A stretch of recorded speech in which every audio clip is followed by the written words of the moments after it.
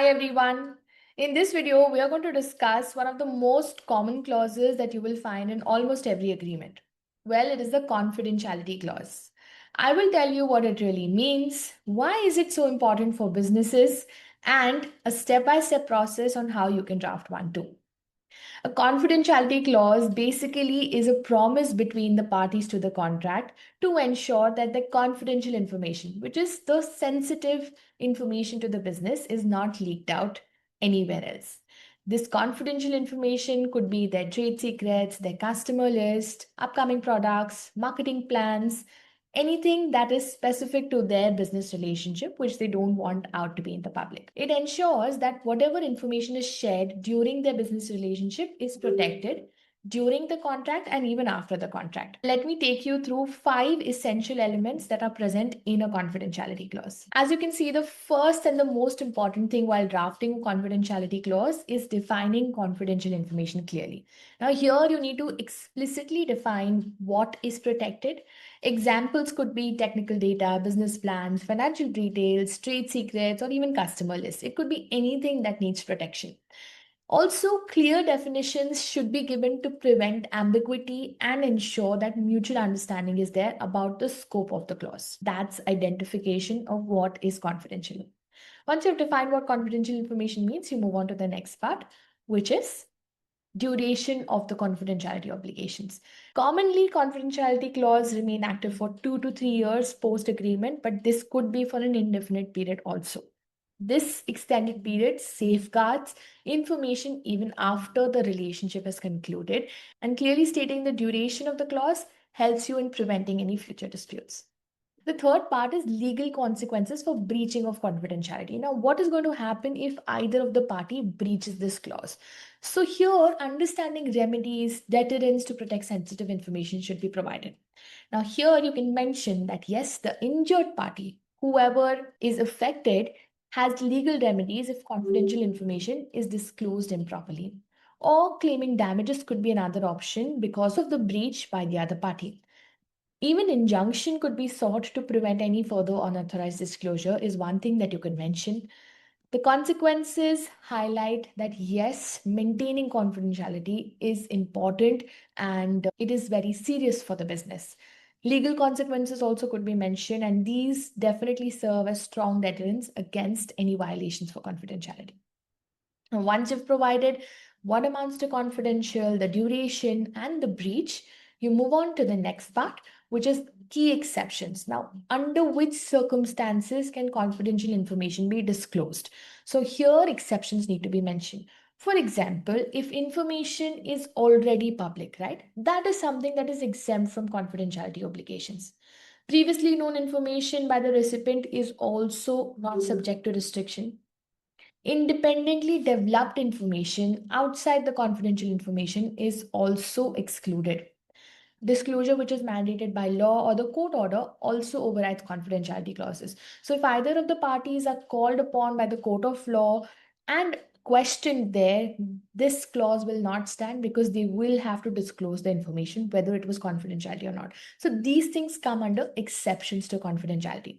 Let me give you another example that if I enter into a contract with one of the parties and I need to go ahead and disclose this information to my team so that they are able to perform the tasks that are mentioned in the contract, even these exceptions occur. So, all of these need to be clearly defined in your confidentiality clause when you're drafting one.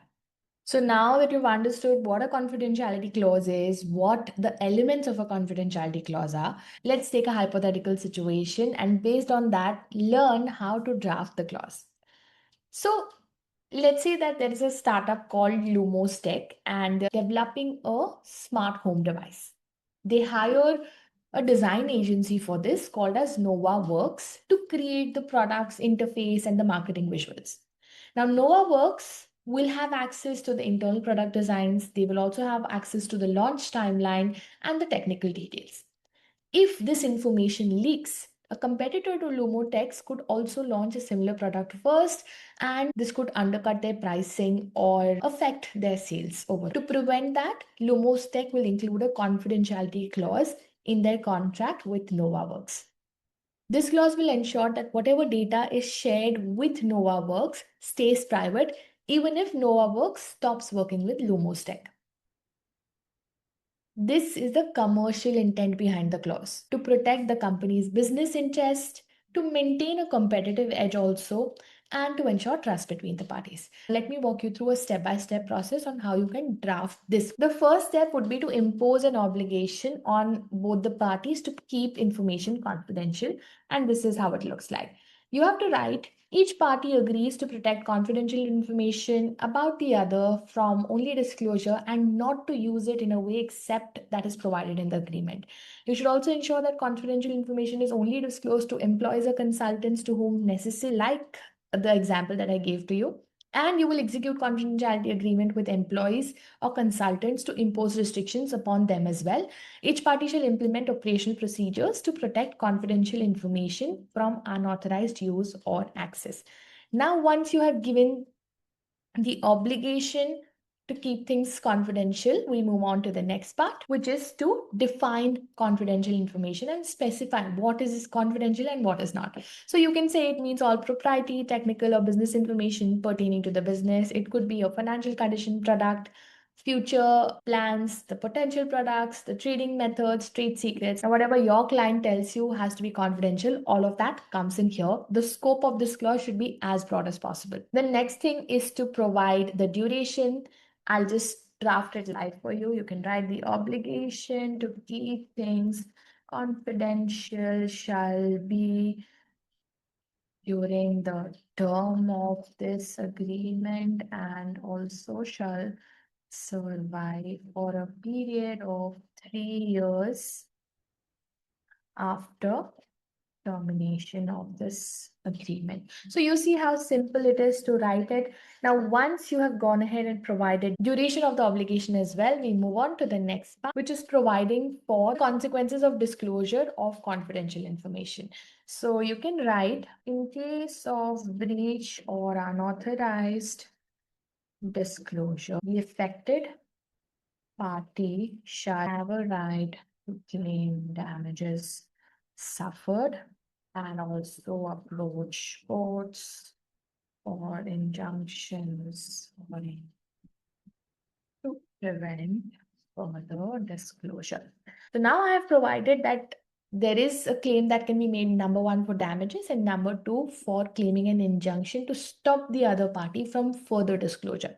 And once you have done these four things, the final step would be to provide exceptions, which will appear in this manner. So you can say that confidentiality obligations do not apply to the following situations. So any information that is known to the party prior the deal, of course, that is not a secret, right? Information which has become public, so the whole world knows about it. How is that going to be confidential? Anything that is obtained through written consent, independently developed information, and most importantly, if there is an order that you have to disclose this information, it will be covered under an exception.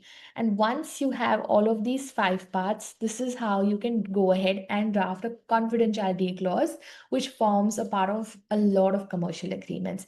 Of course, these headings will not come into picture. I have just only stated these so that you get an understanding. The clause will come as a whole. These are just for your reference.